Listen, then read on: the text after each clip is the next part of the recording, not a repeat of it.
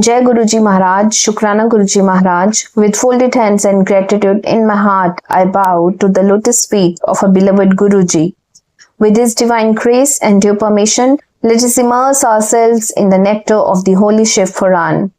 Today, let's begin the reading of the glory of Shiv Puran, chapter 3. Chanchula's disillusion and detachment. Shaunak said, O Sooth of great intellect, thou art extremely blessed and omniscient. By thy favor I am gratified to satiety again and again. My mind rejoices much on hearing this old anecdote. Please narrate another story equally increasing devotion to Shiv. Nowhere in the world are those who drink nectar honored with liberation. But in regard to the nectar of the story of Shiv, it is different. When drunk, it straightway accords salvation. Thou art blessed, blessed indeed. Blessed is the story of Shiv, on hearing which a man attains Shivlok. Sooth said, O Shaunak, please listen, I shall tell you. Though it is a great secret, since you are the foremost among Vedic scholars and a leading devotee of Shiva.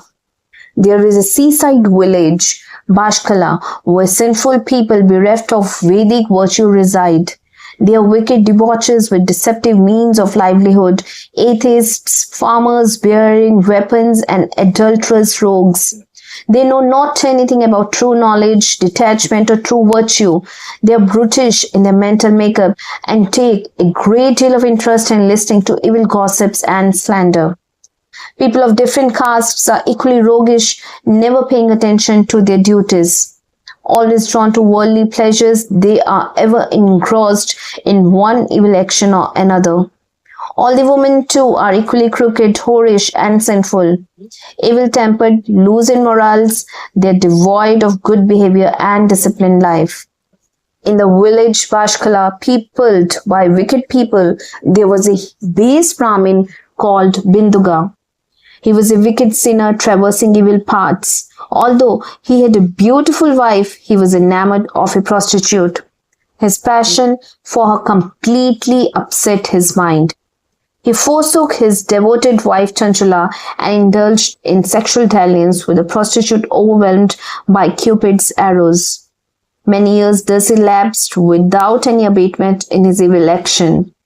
Afraid of violating her chastity, Chanchula, though smitten by Cupid, bore her distress calmly for a short while.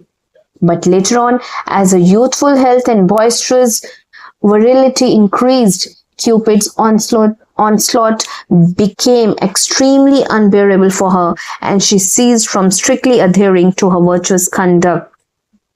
Unknown to her husband, she began to indulge in sexual intercourse with her sinful paramour at night. Fallen thus from sattvic virtues, she went ahead along her evil ways. O sage, once he saw his wife amorously indulging in sexual intercourse with her paramour at night. Seeing his wife thus defiled by the paramour at night, he furiously rushed at them.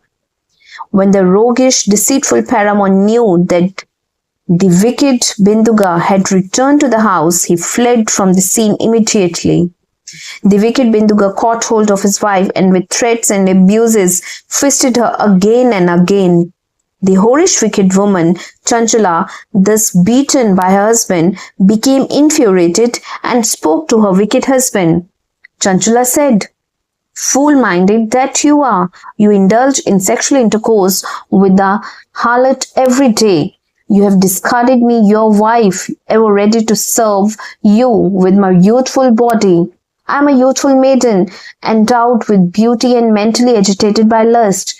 Tell me, what other course can I take when I am denied the amorous sport with my husband?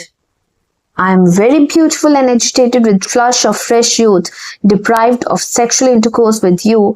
I am extremely distressed. How can I bear the pangs of passion? Sooth said, that base Brahmin Binduga, when addressed thus by his wife, foolish and averse to his own duties, said to her, Binduga said, True indeed is what you have said, with your mind agitated by passion. Please listen, my dear wife. I shall tell you something that will be of benefit to you.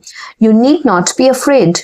You go ahead with your sexual sports with any number of paramours. No fear need enter your mind.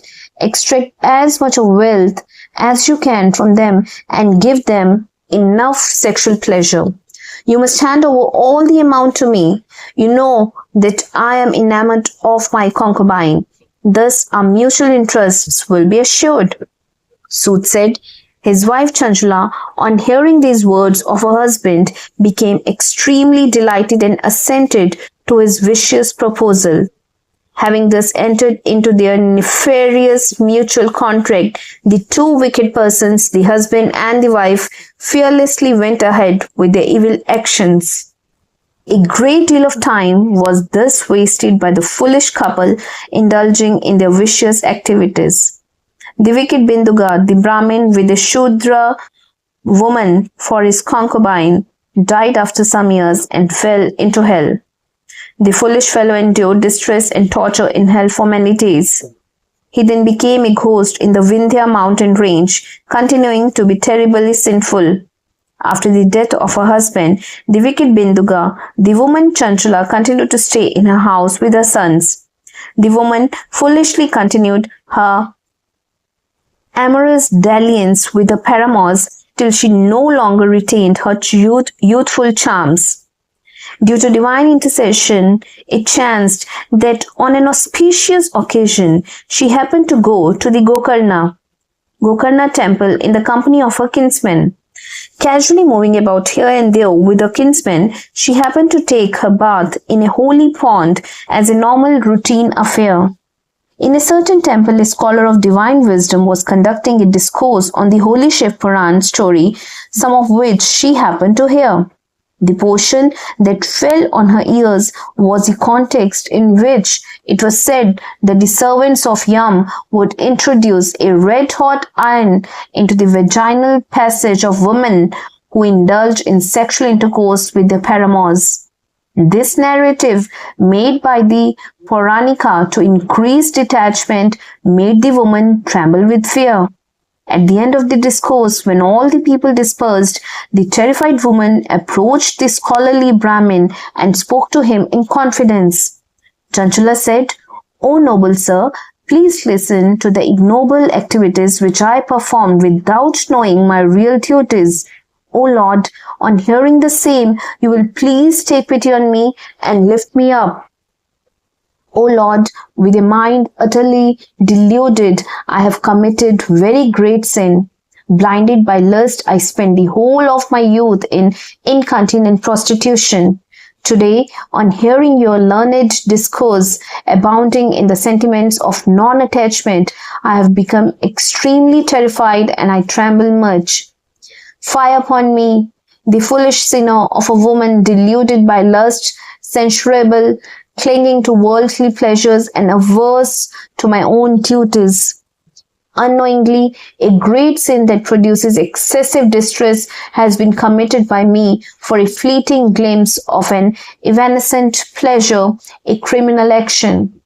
Alas, I do not know which terrible goal this will lead me to.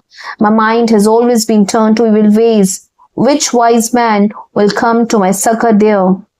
At the time of death, how shall I face the terrible messengers of Yam? How shall I feel when they tie nooses forcibly around my neck? How shall I endure in hell the mincing of my body to pieces? How shall I endure the special torture that is excessively painful? I bewail my lot. How can I peacefully proceed with the activity of my sense organs during the day? Agitated with misery, how shall I get peaceful sleep during the night? Alas, I am undone. I am burnt down. My heart is torn to pieces. I am doomed in every respect. I am a sinner of all sorts. O adverse fate, it was you who directed my mind along evil lines. With a hateful stubbornness, you made me commit great sins. I was led astray from the path of my duty that would have bestowed all happiness.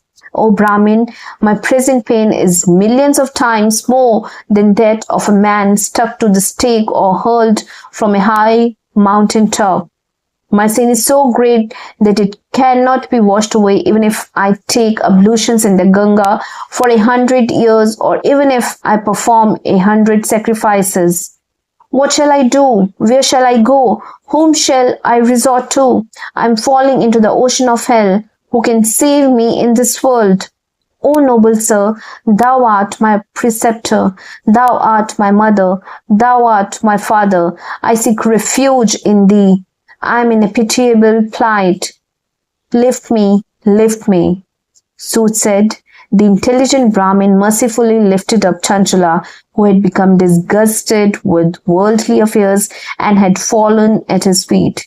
That Brahmin then spoke as follows. With this, I would like to conclude today's chapter from the Holy Shiv Puran. First and foremost, I would like to seek forgiveness from our beloved Guruji Maharaj for the mistakes in the narration of this divine chapter. I would also like to seek forgiveness from each and every one of you for the same, and would like to invite you to the reading of next divine chapter from the Holy Shiv Puran. Thank you, Guruji, for everything. Thank you each and every one of you.